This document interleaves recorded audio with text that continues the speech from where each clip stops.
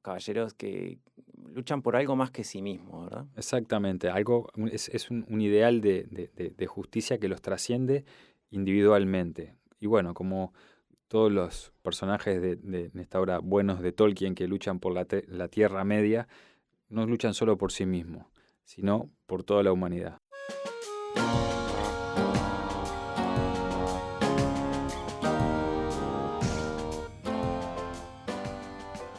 Bienvenidos a un nuevo capítulo de Filotalks y continuamos hablando sobre filosofía en la obra de Tolkien y vamos a hablar sobre el simbolismo en ese ciclo del héroe que tiene que pasar Frodo, Ujú. de los enemigos que tiene que enfrentar. Y nos hemos quedado, en el capítulo pasado, habíamos terminado hablando el último aliado que habíamos visto era nuestro querido Gandalf, que es ese maestro que simboliza, ¿no? Quien guía, quien ayuda a caminar a Frodo, ¿no? Ese mentor. El gran mago, que es interesante, lo habíamos relacionado a varias otras películas o historias en las que aparece esa figura del maestro, el mentor, las enseñanzas mismas, que ayudan o nos ayudan a nosotros mismos a que, bueno, podamos superarnos, crecer, enfrentar nuestras pruebas. Pero es interesante porque el propio Gandalf vive también su ciclo del héroe, y lo vemos a lo largo de la película, a lo largo de los libros, que él en un momento tiene que bajar a sus infiernos, tiene que ir a las profundidades, también portando una espada, ese símbolo de la voluntad que nos mencionaba Mauricio en la charla anterior, y va a enfrentarse a un gran demonio, a esas fuerzas oscuras, esas tinieblas que están también dentro de nosotros. Una vez, luego de una dura batalla, una vez que se enfrenta, casi pierde la vida, pero logra vencer ese monstruo, vuelve, pero no vuelve igual, porque así vuelven los héroes. Vuelve, antes se llamaba Gandalf el Gris, y cuando regresa es Gandalf el Blanco. Es más puro, es más poderoso, es más noble. Y podemos relacionarlo a esa manera en la que nosotros podemos crecer una vez que superamos nuestras pruebas, que también no volvemos iguales. Por más duro que haya sido ese momento, esas dificultades que vivimos, por cuánto hayamos sufrido, igual de eso aprendemos y ya no somos los mismos. Si lo miramos con filosofía, si tomamos esas pruebas como aprendizajes, hay algo que nos llevamos. Y esto es lo que pasa con Gandalf, ¿verdad? Sí, y además esto ya nos plantea, como vamos a hablar ahora en este capítulo de Filotalks, de los enemigos, de las pruebas que tiene el héroe, ¿no? Y que obviamente están esos enemigos que muchas veces cometemos este error en la vida de mirar los problemas, las dificultades como, bueno, eso, como un castigo, ¿no? Pero como muy bien nos enseña la filosofía, la manera clásica, y por obviamente una de las más conocidas, el estoicismo, nos muestra justamente que, como diría el gran filósofo Séneca, la adversidad hace sabio al ser humano. Entonces la adversidad es necesaria para tener esa capacidad de ir mejorando, perfeccionando. Y de la misma manera que nosotros, por ejemplo, físicamente, si queremos mejorar, nos vamos poniendo ejercicios, resistencia muscularmente, o nos vamos incrementando el peso para tener mayor fuerza, mayor potencia. También a nivel psicológico y en la vida, las dificultades, los desafíos que nos pone la vida, nos hace ser un mejor ser humano. Esto es lo que en la filosofía oriental se va a llamar de karma, ¿sí? Que un poco las cosas que la vida nos pone por delante son pruebas que necesitamos para crecer, para avanzar en ese camino interior. Sí, sí, esa ley de necesidad, como bien lo decían los estoicos, o karma, como bien lo señalaba Fernando. Pero bueno, podemos hablar entonces de Ujú. estos enemigos que aparecen, muchos son siniestros, dan mucho miedo en el Señor de los Anillos, ¿no? Sí, y tienen una característica en común, quizás todos ellos, ahora hablaremos un poquito de cada uno, y es que todos se corrompieron de alguna forma.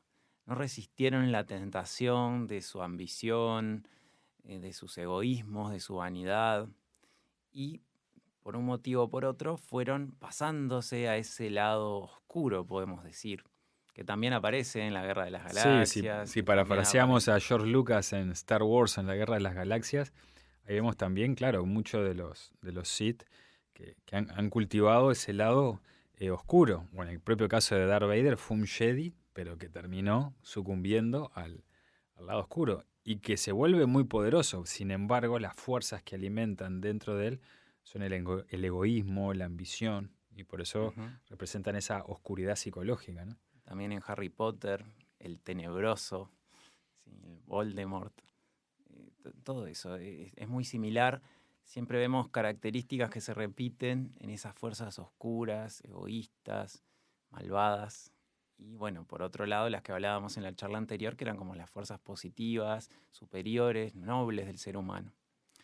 Bueno, y podemos hablar, por ejemplo, de uno de los principales enemigos, que es Saruman. Saruman era un mago blanco, como Gandalf, pero en un momento Gandalf se da cuenta que se ha corrompido, le va a pedir consejo, le va a pedir ayuda y en un momento ve que él no pudo ceder, no pudo resistirse a esa tentación, a esa ambición de poder y terminó aliándose con el lado oscuro. Sí, como diciendo, bueno, ante esta situación que no se puede cambiar, es mejor eh, aliarse y además cae en la propia trampa que él cree que puede, de alguna manera, por decirlo de alguna manera, manipular a Sauron, que él tiene la capacidad y no se da cuenta que está cayendo justamente en los tentáculos del poder de manipulación del lado oscuro. Tendría un paralelismo quizás con los amos de la caverna en el mito de Platón, que ellos piensan que manipulando a los otros, a esos que están presos y viendo sombras en la caverna, tienen cierto poder o están libres de alguna forma, pero en realidad son los primeros en estar presos en esa caverna. Estar encadenado, sí, exactamente. Y además nos muestra lo terrible de todo ese poder que tenía, todo ese conocimiento, cuando se pone no al servicio de la justicia, ¿no? De la verdad, la bondad o la belleza, como nos habla Platón, lo pone justamente lo contrario, al servicio del egoísmo, ¿sí? Del terror, del miedo, y obviamente se convierte en un brazo derecho de Saruman, y bueno, y de hecho forja a los orcos, ¿no? Con esa capacidad de oratoria que tenía, ¿no? Que eso es bien curioso de mover, y bueno, y es uno de los que comanda los ejércitos de Sauron después. Es muy poderoso y representaría, o sea, lo que es capaz nuestro lado oscuro también, ¿no? Nuestra vanidad, nuestro orgullo, nuestro egoísmo es capaz de hacer muchas cosas y de hacer mucho daño. Y también como de alguna manera obnubilarnos, ¿no? Taparnos la visión y no poder ver con claridad las cosas. Después hay otro personaje bastante pintoresco también, que era un hobbit, ¿sí? Que es Gollum, que tentado por ese poder, esa fuerza del anillo, también termina siendo de alguna manera consumido por esa fuerza del anillo y se deforma. Vive muchos años porque el anillo le da una vida muy larga, pero en realidad realmente se vuelve una especie de monstruo que lo único que piensa es en el anillo, en el poder. Con esa frase que dice, mi precioso. Sí, mi precioso. Y además muestra quizás la mayor miseria, ¿no? De un ser eh, que era, bueno, un hobbit, ¿no? Era inocente, eh, muy infantil en muchos casos, porque eso es lo que ¿Mm? representan los hobbits, y como cuando se le cae con todo ese elemento oscuro, torcido, esa perversión, lo termina corrompiendo y destruyendo, y casi es irreconocible la persona que era antes y lo que se ha convertido, ¿no? Por el mal, ¿no? Por el anillo. Y es realmente un desgraciado, pobre, así nos lo muestran, ¿no? Podemos relacionarlo quizás a veces esa ambición que tenemos por tener cosas, por los bienes materiales, por tener el último celular, y es como mi precioso, esto es lo más importante en mi vida y obviamente es porque no estamos viendo la amplitud y las cosas que tiene la vida, que es mucho más que esas cosas que podemos obtener. Y a veces el buscar eso en lo material que está simbolizado por el anillo, no nos damos cuenta que vamos hipotecando una quizás la riqueza más importante que tenemos, como muy bien habla sobre la brevedad de la vida el gran filósofo estoico Séneca, de que desperdiciamos nuestro tiempo, nuestra energía, en vez de desarrollar aquellas riquezas que son las virtudes del ser humano, ¿no? Como el autocontrol, la voluntad, la inteligencia, el amor, y vamos tras aquello que brilla superficialmente, que creemos que es un tesoro, y eso nos va consumiendo toda la vida, y vamos perdiendo nuestra energía, nuestra vitalidad, nuestro tiempo, hasta terminar al final de nuestra vida totalmente consumidos Y por algo y vacíos. vacíos por algo Mm, que además solo lo ambicionamos nosotros y nos vamos quedando a su vez vacíos y solos. Tal cual. Después podemos también pensar en unos jinetes negros llamados los Nazgûl, que originalmente eran reyes humanos. Sí, reyes, Eran, magos, nos dice, sí, sí, eran buenos, eran justos, grandes guerreros. grandes guerreros, pero también fueron consumidos por la corrupción, por la ambición de portar anillos de poder, y así terminaron siendo los servidores del mal. Sí, de alguna manera son aquellos que de alguna manera tienen esa capacidad de conducción, ¿no? De conducir, de dirigir personas y que siempre está esa prueba y por eso el anillo lo se termina encadenando, ¿no? Que forjó Sauron, esos 9 anillos, estos 9 jinetes parecidos del Apocalipsis, como aparece, Claro. ¿sí? En la Biblia, pero claro, son 4, acá son 9, pero bueno, tienen ese elemento también de muerte, de transformación, porque estos jinetes de alguna manera, en una clave representan, como decíamos, el no pasar esa prueba, por más cualidades que nosotros tengamos, capacidades, si el conocimiento no lo ponemos al servicio de la justicia, al servicio de los demás, sino que lo ponemos al servicio de nuestra ambición, de nuestra vanidad, de nuestra necesidad egoísta de obtener poder, riqueza, nos va corrompiendo y nos volvemos oscuros y al final terminamos siendo, como muestra acá en la obra de Tolkien, en realidad un brazo en este caso, de Sauron. Y hay un paralelismo muy claro que después vamos a ver en la obra más moderna, como es el caso de Star Wars, de la Guerra de las Galaxias, Ujú.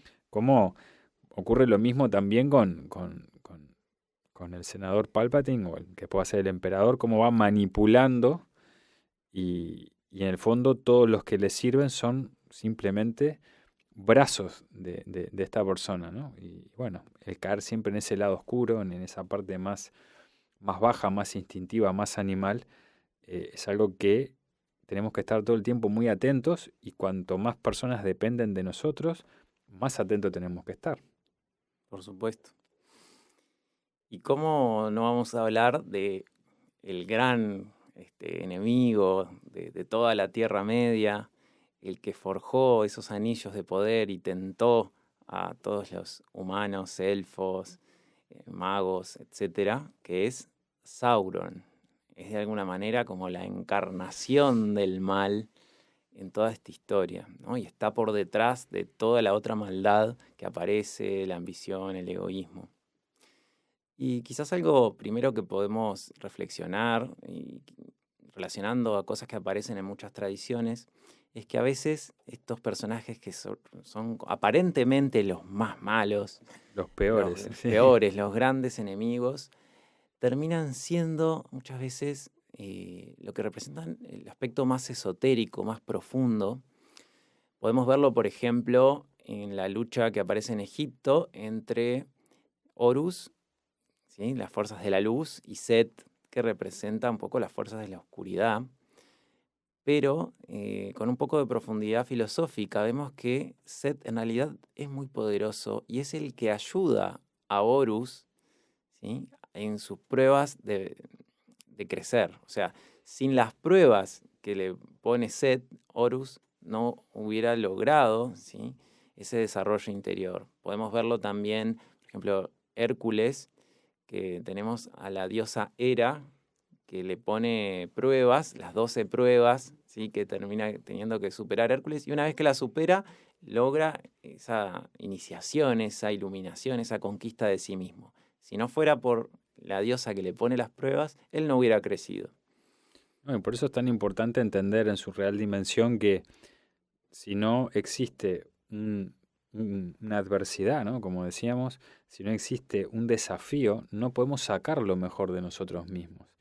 Y esto es una enseñanza muy buena, porque nosotros lo que hacemos muchas veces es de que nos levantamos en la mañana y ya miramos y de repente si está frío, si llovió, ya nos amargamos.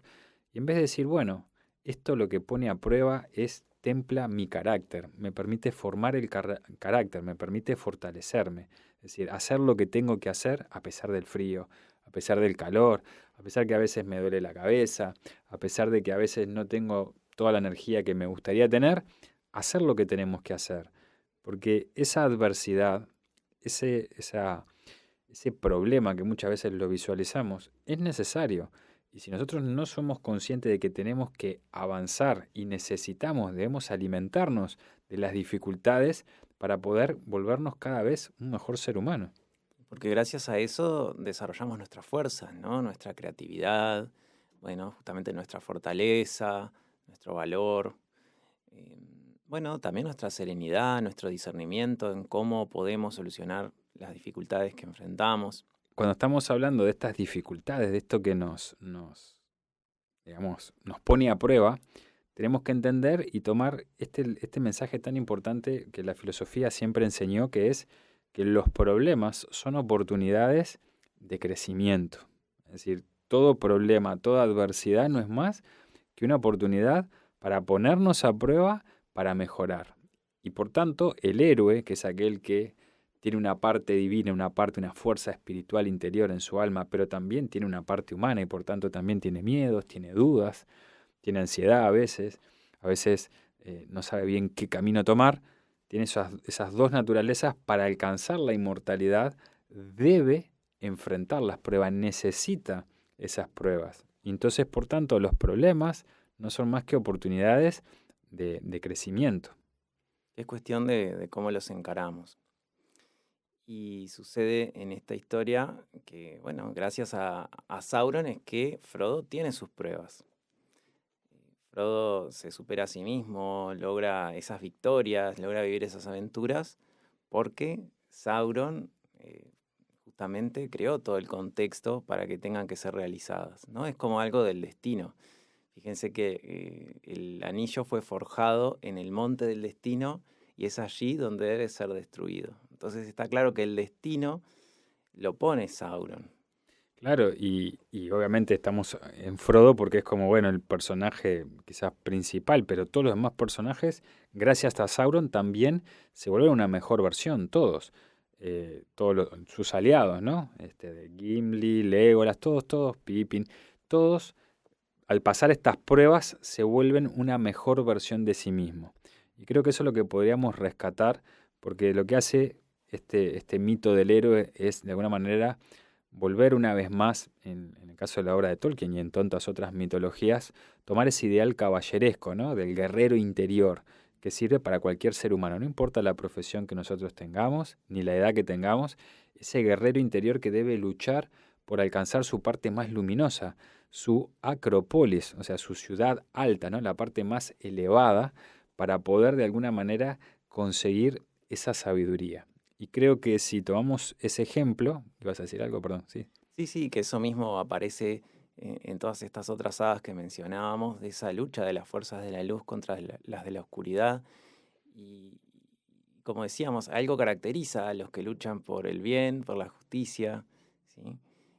Los caballeros Jedi en Star Wars, los caballeros que luchan por algo más que sí mismos, ¿verdad? Exactamente, es un ideal de justicia que los trasciende individualmente. Y bueno, como todos los personajes de esta obra buenos de Tolkien que luchan por la Tierra Media, no luchan solo por sí mismos, sino por toda la humanidad. Así que quedémonos con ese gran espíritu y ese ideal tan generoso. Hola, no te olvides de suscribirte a nuestro canal de YouTube y compartir este video para que más personas puedan disfrutar de estos conocimientos. Y si te interesan estos temas, no dejes de buscar la sede de Nueva Acrópolis más cercana a ti, en donde desarrollamos el curso de Filosofía Práctica, un programa exclusivo que existe desde 1957 en más de 50 países, hecho 100% por voluntarios que aman la filosofía y desean compartirla con todos. Las clases tienen mucho diálogo, reflexiones y ejercicios para aplicar a la vida cotidiana. Estamos en más de 400 sedes en todo el mundo, abriendo nuevos cursos todos los meses, además de actividades de cultura y voluntariado. En Uruguay estamos en Montevideo y en Colonia. Abajo en la descripción puedes encontrar los links para anotarte a nuestras charlas y cursos. Nos vemos. Hasta pronto.